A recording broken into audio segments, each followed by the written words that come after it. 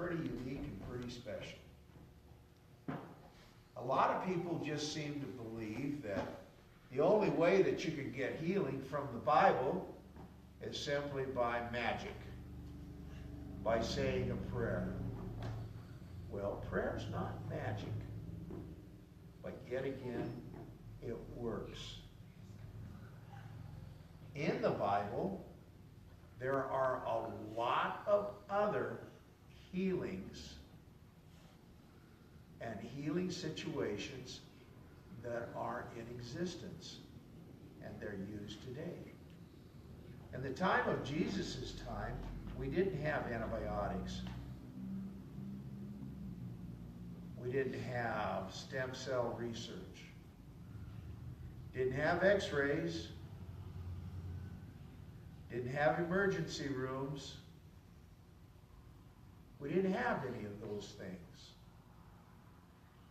But they did have some things, and people got well.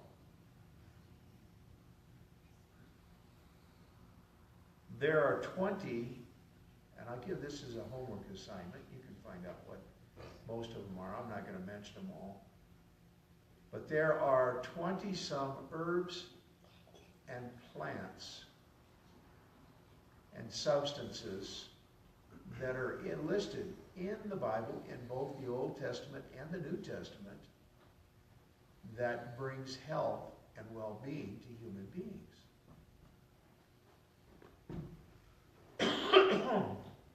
Human beings, God's greatest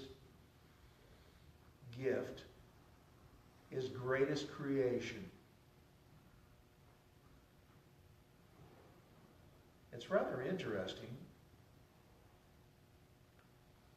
God placed His creation, His man.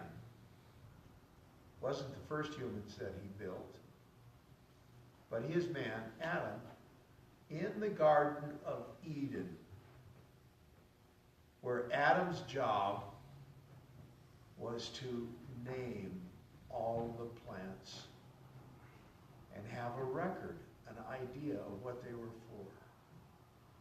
Also to give names to all of the animals on the planet. What he did, he and Eve did a pretty good job. Well, so from the very beginning, there was a knowledge of things that could actually heal human beings. And I'm going to tell you some of those. If you had a cut, there were several things that you could use on that cut, whether it was a big one or a little one. If it was super big, you could have it stitched together with needle and horsehair. A needle and horsehair.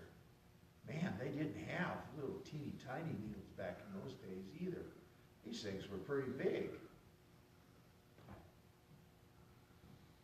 To help it heal, several things that you could do. Oddly enough, you could put applesauce on it. Applesauce,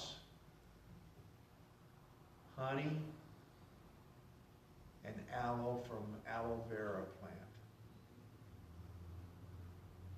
If you had a burn, aloe vera cream could be placed upon the wound. Now then, they had poultices, they had ointments, they had liniments, they had rubs, they even had vapors, all of these different things that they used to heal human beings. And some of those things are still around today. They didn't have eucalyptus, but they did have another aromatic plant that was like that plant from Australia. And some of you may even have it in your garden. Mint. You could crush the leaves of the mint, boil it in water, infuse it into a tea, and then you could smell the vapors, and it would help to relieve chest congestion and chest ailments, and then drink it. And it was good. Excuse me for the stomachs, maybe I need some with the hiccups.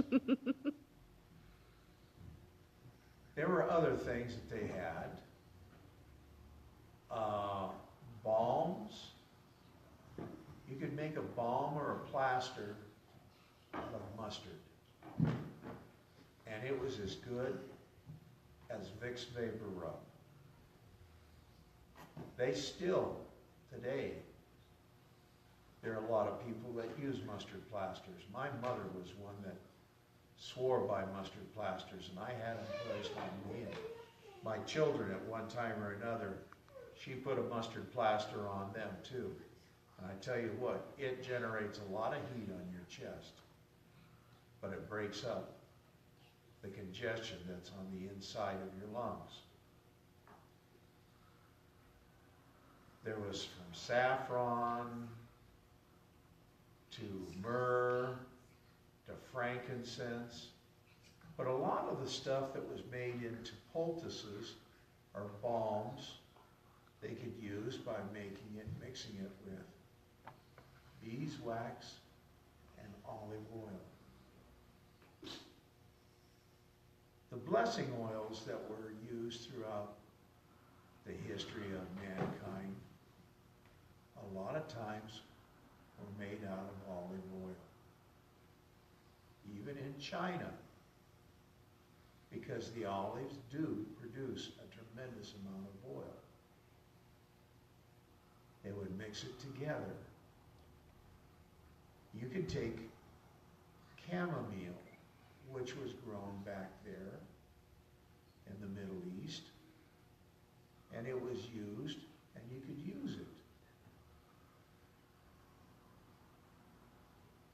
Now then, there were some other things that the people had used. The Greeks had used medicines to heal, but they were never mentioned in the Bible, and that was valerian, if you had a bad heart. But a lot of people used valerian root. Apples, like I mentioned, you could smear them onto a wound. There were such things as, well, you take the flowers and pluck them off of the acacia tree. Now then, the acacia tree is mentioned 25 times in the Bible. But you could take the flowers from the acacia and make a tea out of it. And it was very, very rich and heavy in vitamin C, and it was great for upset stomachs. Mint was good for an upset stomach. Mint was also great for freshening your breath. If you wanted to know how to brush your teeth, you didn't have to use Crest that was mint flavored. You took a mint leaf and you brushed it, you rubbed it on your teeth and on your gums. And then took a small twig, preferably one that hadn't been walked on by a donkey, and then you started scrubbing your teeth. They did have dental hygiene. They didn't have soaps. Soaps were a new invention that came into being, and it came out of China, where these soaps came from during the Middle Ages. But they would use the oils to scrub their bodies down with. Or, if you didn't have a washcloth, you would bathe by a stream and you use sand as an abrasive to scrub your body down, to keep your body clean. Now, for the most part, most Jewish people bathed every single day. It wasn't until the Middle Ages that people got away from getting clean by bathing. If you were a man, before you could enter the temple, you had to bathe.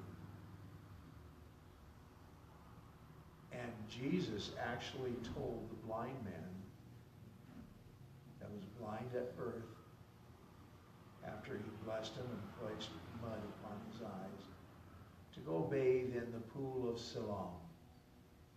Siloam is just right outside of the temple there. They know where it is right now.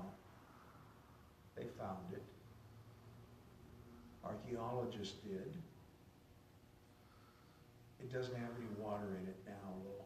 But back then, it was plumbed up for water. Men would go there, wash themselves, wash their raiments, get everything all good and dry before they would enter into the temple. So the next time that you're reading about Jesus and he's going into the temple and everything, remember that, he had to clean up first before he could go there. That's probably where down through history we get this Saturday night bath. I had mine. I didn't have it Saturday night. I had it this morning. So we could be clean and be gathered together and not be offensive. Go online if you have access to a computer. Take a look at it. Pull up healing plants of the Old Testament. Then say healing cures from the New Testament. Now, Jesus was very, very special because he was the Son of God. And what he did for so many people was absolutely amazing. They couldn't believe it. Simply by a simple prayer, he was able to heal their afflictions, whether they were mental or physical. These afflictions, he was able to heal simply by praying. And that's where we get the power of prayer. So many people seem to think that, hey, listen, I don't know how to pray. You don't have to learn anything. You talk to yourselves. I do. You talk to your friends. All you've got to do is talk to the greatest friend that you've ever had the pleasure of ever knowing, and he'll listen. And if you ask him for anything, you can ask him for everything. You may not get it, but you can ask him for anything, and he will answer you. I still don't have my Mercedes-Benz. Lord, please give me a Mercedes-Benz. I don't have one. I couldn't afford the insurance on it anyway. I just got the insurance bill on my car here for this next 6 months. And being a retired old man that I am, yeah, it's going to be fun trying to pay it. But look those things up. Do a little bit of homework. Take a look at it. God loves you. He loved you so much. He loved everybody so much that he sent us a teacher. And that teacher was his own son. I thank you guys for coming here today. May God's blessings be upon each and every one of you. May you have peace in your life. May you have joy and happiness. And I tell you what, have some fun. I've told everybody, I said, the next time that you go through the drive-thru in McDonald's or any other place that you go through, when the clerk right there at the window hands you the sandwiches and tells you, have a good day, they're supposed to do that. You turn right around and you tell them, I tell you what, have one better. You, have a fun day. You tell everybody, have a fun day. And then watch and see what happens. People will start to smile. Their world will start to brighten up.